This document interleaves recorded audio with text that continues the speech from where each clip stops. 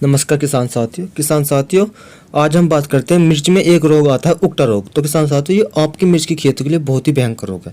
और किसान साथियों, अगर जो आपने मिर्च की खेती आप लगा चुके हो या आप अपनी मिर्च की खेती करने के लिए आप सोच रहे हो, तो किसान साथियों इस वीडियो को देखना आप बिल्कुल मत भूलिए, क्योंकि ये जो वीडियो हम बना रहे हैं, मिर्च के कुछ ऐसे रोग होते हैं जो आपकी मिर्च की पूरी खेती को एकदम बिठा देते हैं, यानी आपको बहुत ज़्यादा लॉस झेलना पड़ सकता है। तो किसान साथियों, इस वीडियो को देखो, अंत तक इस वीडियो में बने रहो। तो किसान साथियों, हमने इससे पहले वीडियो में आपको बताया था मिर्च में एक जो बहुत ही भयंकर रोग आता है वायरस कौन सा होता है, थ्रिप्स और माइट का, जो ऊपर से मिर्च की पत्ती जो सिकुड़ जाती है। हमने इस वीडियो से पहले वो वीडियो बनाए थे, जो किसी भी किसान ने वो वीडियो देखे तो पहले उस वीडियो को देखिए। तो किसान साथियों, अगर जो आपके खेत में थ्रिप्स या माइट की बीमारी नहीं आई, तो किसान साथियों आपके खेत में ये वाली बीमारी जरूर आ सकती है। तो किसान साथियों, बात कर लेते हैं आज उकटा रोग के बारे में। तो किसान साथियों, ये जो उकटा रोग है, यह एक फफूंदजनित रोग है और इसको हम सॉइल बर्न डिजीज भी बोला जाता है इस बीमारी को। तो किसान साथियों, इसकी जो हम पहचान करते हैं,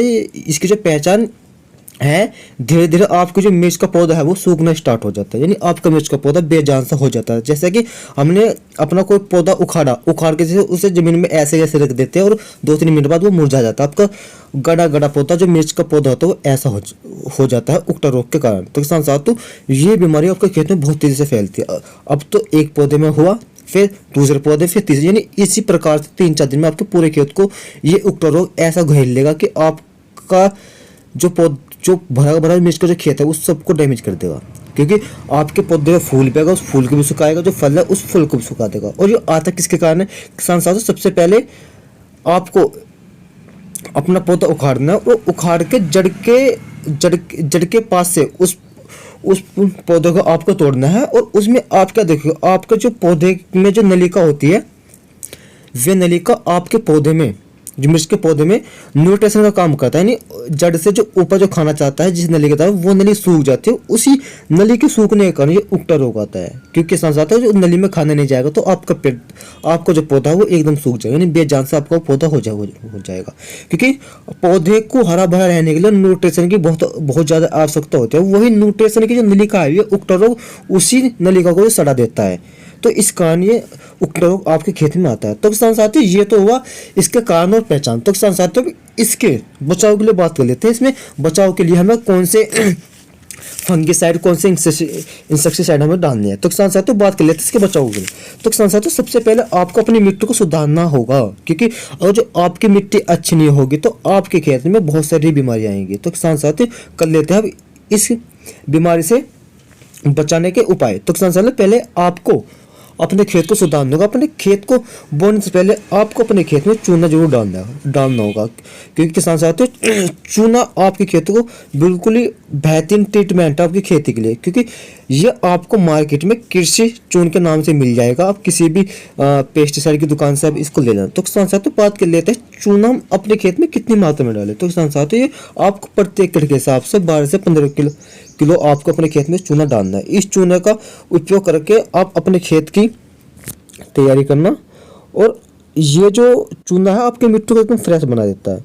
और किसान साथियों, आपको अपने खेत में क्रॉप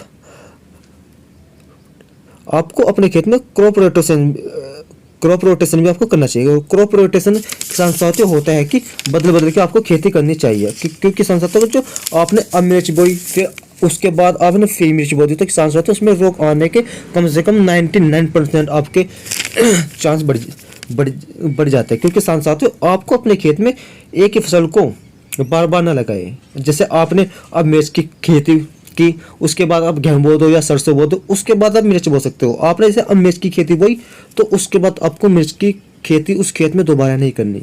आप या तो 2 फसल का गैप दो या 1 फसल का गैप मिर्च की खेती में। तो किसान साथियों, और अपने खेत में आपको गोबर की खाद जरूर डालनी है बुआई के समय। और गोबर की खाद मिट्टी को बहुत ही जानदार बना देती है किसान साथियों, और इसी कारण आपका पौधा ज़्यादा हरा भरा रहता है और अच्छे लंबे टाइम तक आपका पौधा स्वस्थ रहता है। और उसमें आपको एक ऑर्गेनिक फंगिसाइड भी डालना है, जो कि बाजार में आपको ट्राइकोडर्मा के नाम से आराम से मिल जाएगा। और ये एक बायो फंगिसाइड है और इसमें कोई भी साइड इफेक्ट नहीं है। और बात कर लेते हैं इस ट्राइकोडर्मा की ग्रोथ के बारे में। तो किसान साथियों प्रति एकड़ के हिसाब से इसको भी आपको 3 से 4 किलो घेरना है प्रति एकड़ के हिसाब से, और गोबर के खाद में मिला के ही आपको पौधे की जड़ में डालना है। ये आप तो थोड़ा सा गोबर लीजिए, गोबर की खाद लेनी है और उसमें ही आपको ये मिला देना है। जितना बड़ा आपका खेत का एरिया है उसी हिसाब से आपको खाद गोबर की सड़ी हुई खाद लेनी है और उसमें आपको ये 3 से 4 किलो फंगिसाइड भी आपको मिलाना है। और जब आपके पौधे से पौधा में डालोगे तो किसान साथियों आपकी जो पौधे की जड़ है उसमें जितने भी फफूंदी रहेगा वो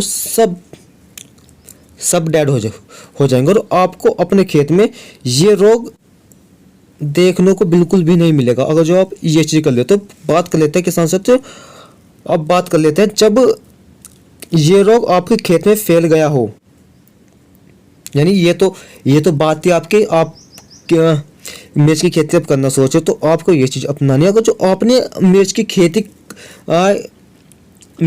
आपने अपने खेत में मिर्च लगा दी और आपके खेत में मिर्च लगाने के बाद ये उगता रोग आ गया, तब क्या करें। तो किसान साथियों अब इस चीज़ के बारे में बात कर लेते हैं, हमें तब कौन सी दवाई ये में डालनी है। तो किसान साथियों बात कर लेते हैं कि इसमें हम कौन सी दवाई डाल दें। जब ये रोग आपके खेत में फैल जाता है तो इसका इलाज हम 100% तो नहीं कह सकते, लेकिन बट कोई भी दवाई इस रोग का 100% इलाज तो नहीं कर सकते, लेकिन कोई काफ़ी हद तक इस रोग का सफाया कर सकती है। तो किसान साथियों सबसे पहले हम आपको रोको और बायोमेसिन को लेना है और इसकी जो डोज है रोको जो दवाई है जो आपको जो ऊपर स्क्रीन पे दिख रही है, इस रोको को आपको 2 ग्राम लेना है प्रति, और आपको बायोमेसिन 2 ml, रोको तो आपको 2 ग्राम और बायोमेसिन आपको 2 ml लेने। ये पहली दवाई है और मैं आपको 3 दवाई बताऊंगा, 3 में सिर्फ आपको 1 का ही उपयोग करना है।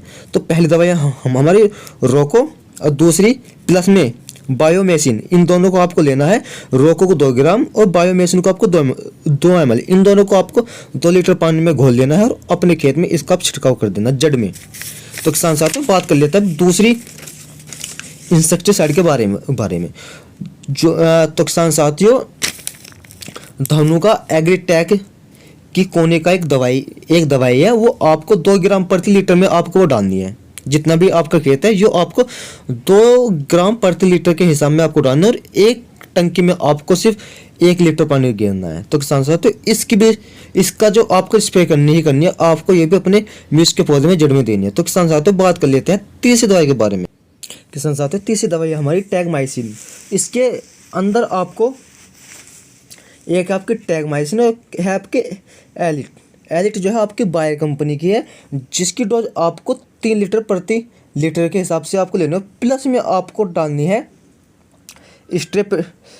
स्ट्रेप्टोमाइसिन सल्फेट और टेट्रासाइक्लिन हाइड्रोक्लोराइड। ये आपको 2 ग्राम यानी 3 ग्राम तो आपको डालने हैं एलिट, और ये जो दवाई बताई है स्ट्रेप्टोमाइसिन और ये लेना आपको 2 ग्राम। तो किसान साथियों इन दोनों को मिलाकर आपको अपने पौधे में जड़ से स्प्रे देनी है। और किसान साथियों ये जो 3 दवाई बताई इनमें सिर्फ आपको एक का ही उपयोग करना है।